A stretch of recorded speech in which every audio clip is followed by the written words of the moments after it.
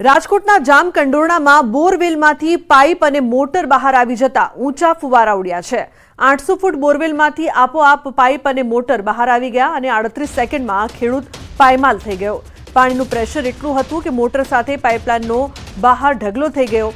ઘટનાનો video social મીડિયામાં viral થઈ રહ્યો છે। વિડીયોમાં દાવો કરાઈ રહ્યો છે કે ગયા વર્ષે પણ આવી જ પરિસ્થિતિ થઈ હતી, ત્યારે એક ખર્ચમાંથી ઊભા ન થયા ત્યાં બીજો ખર્ચ માથે આવતો હોવાની ખેડૂત હૈયાવરાળ કાઢી રહ્યો છે। જામકંડોરણાના ખેડૂતની સ્થિતિ પડ્યા પર પાટું જેવી થઈ ગઈ છે। તો બોરવેલમાંથી ઊંચા ફુવારા ઉડ્યા હતા, જેના દ્રશ્યો સામે આવ્યા છે। ખેતર પાણી થયું, ખેડૂતોને મોટું નુકસાન। 38 સેકન્ડમાં ખેડૂત પાયમાલ થઈ ગયો અને ગત વર્ષે પણ આ જ પરિસ્થિતિ સર્જાઈ હતી। તે નુકસાનમાંથી હજુ તો બહાર નથી આવ્યા, ત્યારે આ વર્ષે પણ આટલું મોટું નુકસાન ખેડૂતને થયું। તો બોરવેલમાંથી ઊંચા ફુવારા ઉડ્યા હતા, 38 સેકન્ડમાં ખેડૂતની હાલત છે તે પાયમાલ થઈ ગઈ છે। વાયરલ વિડીયો જામકંડોરણાના ઉજડાનો છે, જેમાં જોઈ શકાય છે કે કઈ રીતે પાણીના ફુવારા ઉડ્યા અને સમગ્ર ખેતર પાણી થઈ જતા ખેડૂતોને મોટા પાયે નુકસાન થયું છે।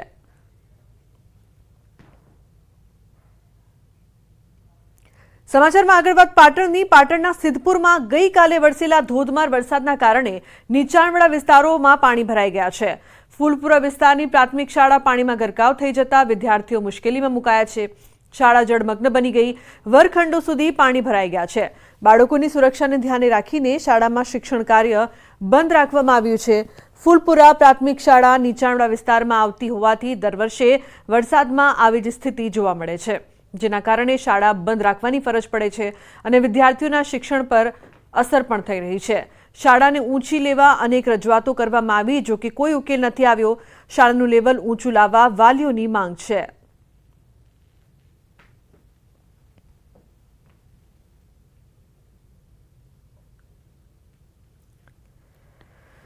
અહીંયા છેલ્લા 25 વર્ષથી આ હાલત તમે જોઈ રહ્યા છો કે આટલા સુધી પાણી ભરેલું રહે છે।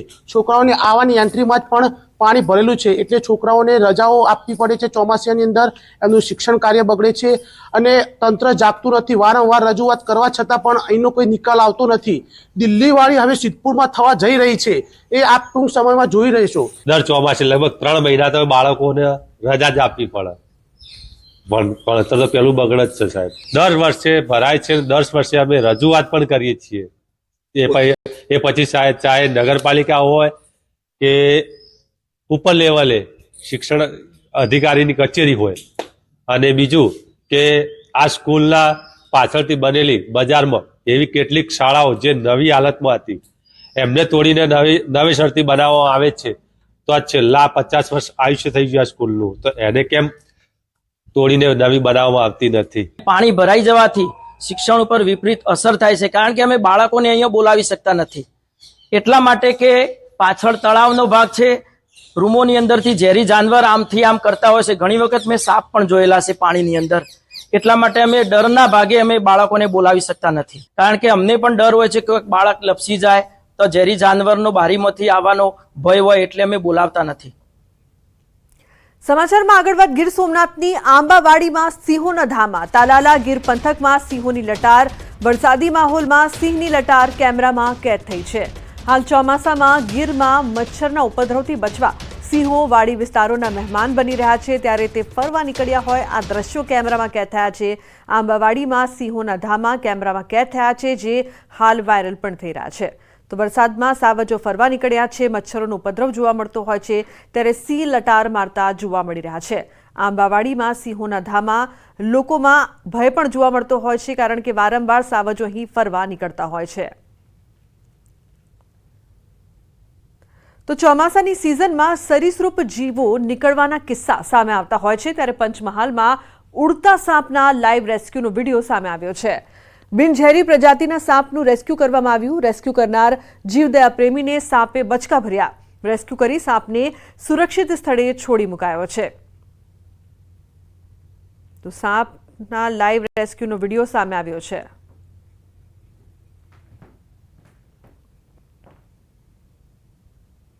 સમાચારમાં આગળ વાત કરીશું। ઉંદરોએ ઉપાડો લીધો।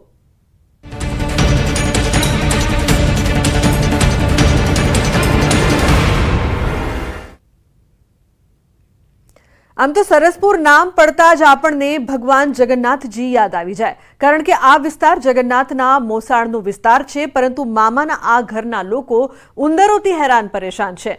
આ વિસ્તારમાં આવેલી બોમ્બે હાઉસિંગ સોસાયટીમાં એટલી હદે ઉંદરોનું સામ્રાજ્ય છે કે લોકોને જીવવું હરામ થઈ ગયું છે. સ્થાનિકોએ ઉંદરોના ત્રાસ અંગે તંત્રને વારંવાર રજૂઆત કરી, છતાં તંત્રના બહેરા કાને અહીંના લોકોની સમસ્યા ન સંભળાઈ. આખરે અમારી ટીમે મુહિમ ઉપાડી અને સરસપુરની મુલાકાત લીધી.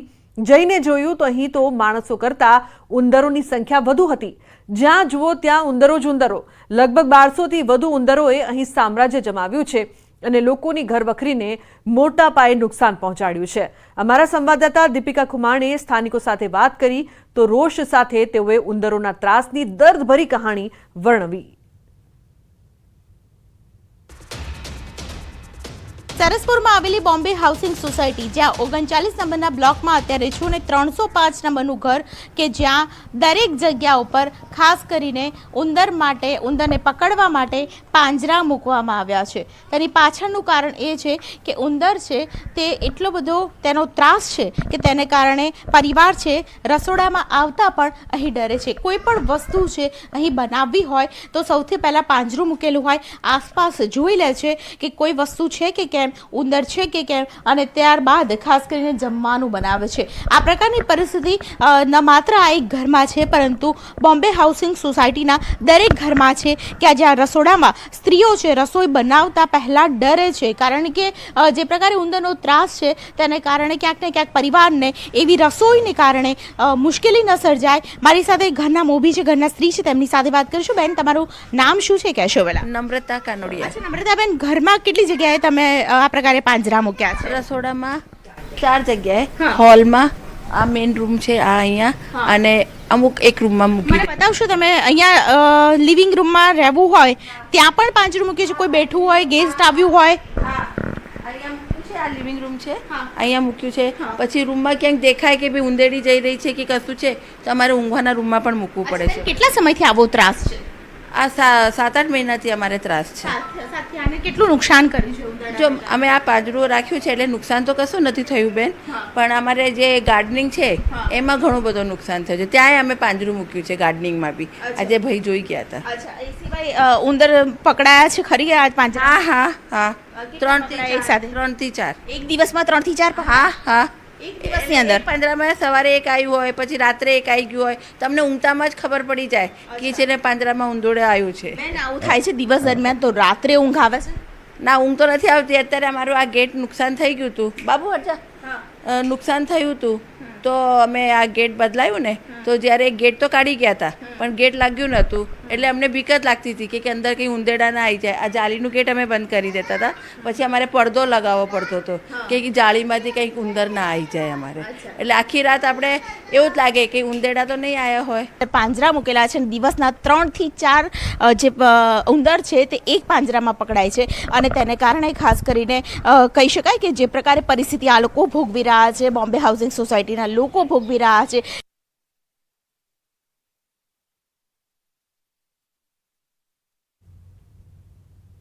તો સરસપુરમાં ઉંદરોના ત્રાસથી સ્થાનિકો ત્રાહિમામ પોકારી ઉઠ્યા છે. બોમ્બે હાઉસિંગ સોસાયટીના 2500 લોકો ત્રસ્ત છે. રસોડામાં પણ ઉંદરોનું સામ્રાજ્ય છે. પરિવાર રસોડામાં આવતા ડરે છે. રસોડામાં 4 જગ્યાએ પાંજરા મૂક્યા છે તેવું સ્થાનિકોનું કહેવું છે. આખા ઘરમાં ઉંદરનો ત્રાસ છે. ઉંદરોના આતંકથી ઊંઘ પણ નથી આવતી. ઉંદરોના ત્રાસથી બાળકોમાં પણ ફફડાટ છે. અહીંના લોકોની સ્થિતિ એટલી હદે વિકટ છે કે લોકો ઊંઘી શકતા નથી, બાળકો મેદાનમાં રમી શકતા નથી, અને વૃદ્ધોના હાલ પણ બેહાલ છે, કારણ કે ઉંદર કરડી જવાનો તેઓને ડર છે. લોકોના ઘરમાં મોટા પાયે નુકસાન પણ થયું છે. ઘર વખરી કોતરી ખાધી છે અને બાકી હતું તો અહીંની જમીન પણ પોલી નાખી. ન્યૂઝ 18 ગુજરાતીની ટીમે સતત 6 કલાક અહીંના લોકો સાથે રહીને તેઓની વ્યથા જાણી.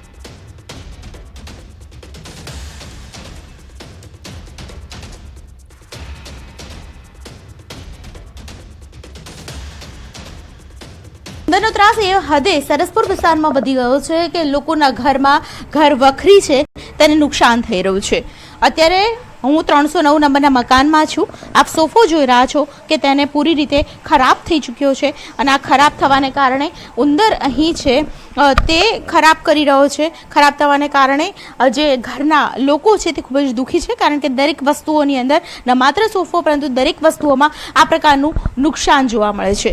અહીં મંદિર જુઓ તો ઉંદરે મંદિરને પણ નથી છોડ્યું. મંદિરમાં પણ આપ જુઓ તો અહીં પણ આપ જોઈ રહ્યા છો કે આ જગ્યા ઉપર મંદિરને કાતરી નાખ્યું છે. એટલે ઉંદરનો ત્રાસ એ હદે વધી ગયો છે કે દરેક લાકડાની વસ્તુમાં આપ જોઈ રહ્યા છો અહીં વેર પણ પડ્યો છે. દરેક લાકડાની વસ્તુ છે તેમાં આ પ્રકારની પરિસ્થિતિ છે. ઉંદરને કારણે સરસપુરના બોમ્બે હાઉસિંગ સોસાયટીની અંદર જે પ્રકારે નુકસાન થયું છે, આ નુકસાનને કારણે આ નુકસાનની ભરપાઈ કોણ કરશે તે કોઈ નથી કહી રહ્યું, કારણ કે જે પ્રકારે કાઉન્સિલરને જવાબ આપ્યો, કાઉન્સિલરને સવાલ પૂછ્યો તો તેમણે જે જવાબ આપ્યો છે ખૂબ જ અધડતાલ હોવાનું લોકોનું કહેવું છે. ભાઈ, ખાસ આ નુકસાન જે થયું છે, કેટલા સમયથી ઉંદર તમારા ઘરમાં આવે અને સ્થાનિક કાઉન્સિલરને કેટલી એવી રીતે તમે ફરિયાદ કરી? ઘણા વર્ષ 2 વર્ષ જેવું થવા આવ્યું ઉંદર. અને અહીંયા જે ગ્રાઉન્ડમાં છે ને કમથી કમ કોઈ ગણતરી જ નથી, એટલા ઉંદર થઈ ગયા છે. અને બધા ઝાડમાં ને બધે ખાડા એટલા ખોદ્યા છે, એ બધા હારી ફરીને અહીંયા ઝાડ પર થઈને સીધા ઘરમાં આવે છે બધા. શું કર્યું છે તમારા ઘરમાં ઉંદર ના આવે તે માટે તમે શું તકેદારી લો છો? તકેદારી એટલે અમારે તો આ જ છે, હવે મહેરબાની કરો કે સરકારને કહીએ છીએ. કોર્પોરેશન ખાતું ધ્યાન આપતું નથી. 1-2 વાર ફરિયાદ કરી પણ કોઈ પગલાં લેતું નથી. કોઈ પણ પ્રકારના પગલાં લેવાતા નથી. તમારે ઘરનો સામાન હોય